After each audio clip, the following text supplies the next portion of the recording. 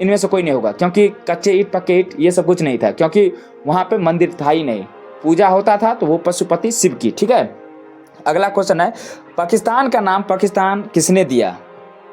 रहमत अली। ठीक है, पाकिस्तान का नाम पाकिस्तान किसने दिया? तो रहमत अली। ठीक है, दजला और फरात नदी। ठीक है, दजला और फरात नदी। ठीक है, दजला और फरात नदी के किनारे मेसोपोटामिया के जो है सभ्यता है। ठीक है, मेसोपोटामिया की जो है सभ्यता है, किस नदी के किनारे? दजला और फरात नदी। ठीक है, नमस्कार। आज का क्लास बहुत ही इंपॉर्टेंट क्लास होने वाला है। आज होगा एंशिएंट हिस्ट्री में। सबसे पहले जो हम क्लास को स्टार्ट करेंगे क्वेश्चन के साथ इस क्लास को हम लोग प्रारंभ करने वाले हैं। यदि आप लोग इस चैनल पर पहली बार विजिट किए हैं तो इस चैनल को अवश्य आप लोग सब्सक्राइब करके रखिएगा, क्योंकि यहाँ पर जिया से रिलेटेड कंटेंट आता ही रहता है। तो आइए बिना देर किए इस क्लास को हम लोग प्रारंभ करते हैं, शुरू करते हैं। सबसे पहला क्वेश्चन देखिए, यहाँ पर लिखा है, हड़प्पा सभ्यता के निवासी निम्नलिखित में से किस सामग्री का सबसे अधिक प्रयोग किए? ठीक है, माफी चाहूंगा इसमें जो टिक लगा है, इससे पहले ही मैं इस क्लास को शूट कर रहा था तो लाइट कट जाने की वजह से मुझे दोबारा फिर से शूट करना पड़ रहा है। ठीक है, तो इसलिए यहाँ पे थोड़ा थोड़ा टिक लगा है। ठीक है, लगा है। क्वेश्चन देखिए, हड़प्पा सभ्यता के निवासी निम्नलिखित में से किस सामग्री का जो है सबसे अधिक प्रयोग किया? ऑप्शन आपके सामने है, पत्थर, तांबा, कांसा, लोहा। तो बिल्कुल इसका सही आंसर होगा पत्थर का। ठीक है, ऑप्शन नंबर ए लेकर जाइए, पत्थर इसका सही आंसर होगा। ठीक है, दूसरा क्वेश्चन है, हड़प्पा सभ्यता के निवासी निम्नलिखित में से किसका प्रयोग नहीं किए? ठीक है, यानी कि इनमें से जो है किसका प्रयोग नहीं किए? ठीक है, पत्थर का, लोहा का, या तांबा का, या कांसा का। तो इसका सही आंसर होगा लोहा। लोहा इसलिए इसका सही आंसर होगा क्योंकि लोहा का प्रयोग जो है सबसे पहली बार तो खोज होता है 1000 ईस्वी पूर्व उत्तरवैदिक काल में होता है, और लोहा का प्रयोग कृषि के रूप में जो है 600 ईस्वी पूर्व महाजनपद काल में होता है। ठीक है, आइए अगला क्वेश्चन देखते हैं। यहाँ पर लिखा है, तीसरा क्वेश्चन, हड़प्पा सभ्यता का नाम हड़प्पा सभ्यता किसने दिया? बहुत ही शानदार क्वेश्चन है।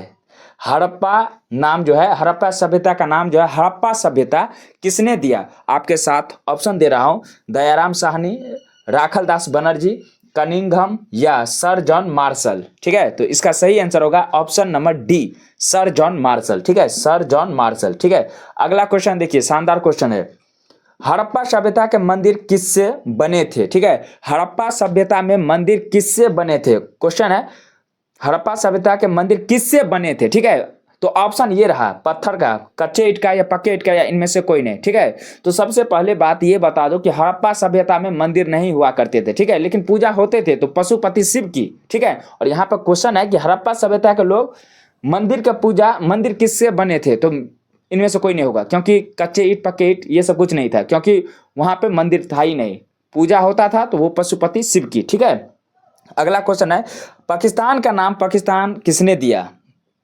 रहमत अली। ठीक है, पाकिस्तान का नाम पाकिस्तान किसने दिया? तो रहमत अली। ठीक है, यहाँ पर कुछ थ्योरी दिया गया है मित्र। लॉर्ड कैनिंग के समय 1861 ईस्वी में भारतीय पुरातत्व सर्वेक्षण की स्थापना हुई, जिसके पहले निदेशक अलेक्जेंडर कनिंघम थे। यहां से एक इंपॉर्टेंट क्वेश्चन बनेगा कि भारतीय पुरातत्व के जनक किसे कहा जाता है? तो अलेक्जेंडर कनिंघम को कहा जाता है। ठीक है, भारतीय पुरातत्व के जनक कनिंघम को कहा जाता है, पूरा नाम अलेक्जेंडर कनिंघम। ठीक है, उसके बाद लिखा है 1904 में लॉर्ड कर्जन। ठीक है मित्र, 1904 में लॉर्ड कर्जन ने भारतीय, ठीक है, भारतीय पुरातत्व विभाग की स्थापना किया, जिसके निदेशक सर जॉन मार्शल बने। ठीक है, सर जॉन मार्शल हुए।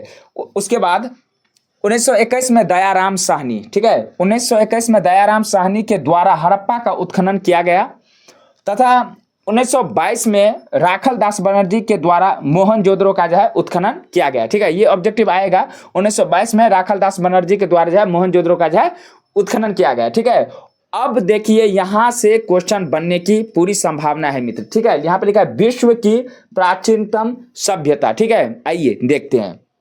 लिखा है, अफ्रीका महादेश में नील नदी के किनारे कौन सी सभ्यता बसती है? तो मिस्र की सभ्यता। ठीक है, अफ्रीका महादेश में नील नदी है। ठीक है, नील नदी के किनारे कौन सी सभ्यता बसा हुआ है? तो ये मिस्र की सभ्यता। ठीक है, उसके बाद देखिए, यूरोप महादेश में भूमध्य सागर में क्रीट की सभ्यता है। ठीक है, क्रीट की सभ्यता है, लिखा है क्रीट की सभ्यता है। यूरोप महादेश में भूमध्य सागर में कौन सी सभ्यता है? तो क्रीट। अगला है, एशिया महादेश में नदी का नाम है दजला और फरात नदी, ठीक है, दजला और फरात नदी, ठीक है, दजला और फरात नदी के किनारे मेसोपोटामिया के जो है सभ्यता है, ठीक है, मेसोपोटामिया की जो है सभ्यता है, किस नदी के किनारे? दजला और फरात नदी, ठीक है। उसके बाद यहाँ लिखा है हवांगोहो नदी, ठीक है, हवांगोहो नदी के किनारे चीन की सभ्यता है, ठीक है। आपसे क्वेश्चन पूछा जाएगा कि चीन की सभ्यता किस नदी के किनारे है, तो हवांगोहो नदी, ठीक है, हवांगोहो नदी के किनारे चीन की सभ्यता है, ठीक है। और लास्ट आपसे क्वेश्चन पूछूंगा, किस महादेश में सबसे पहले मानव आए, ठीक है, किस महादेश में सबसे पहली बार जो है मानव आए? तो बिल्कुल इसका सही आंसर होगा, आप लोग कमेंट भी कर दीजिए, तो इसका सही आंसर होगा अफ्रीका महादेश, ठीक है। तो आज का यह था मेरा छोटा सा प्रयास, छोटा सा क्लास, ठीक है। आप लोगों को यह क्लास कैसा लगा कमेंट कीजिएगा, अपना फीडबैक अवश्य दीजिएगा, ठीक है। और यदि चैनल पर पहली बार विजिट किया है तो इस चैनल को आप लोग अवश्य सब्सक्राइब करके रखिएगा। मिलते हैं इसी अंदाज में नेक्स्ट क्लास में, तब तक के लिए खुश रहिए, मेहनत करते रहिए। जय हिंद, वंदे मातरम, हर हर महादेव।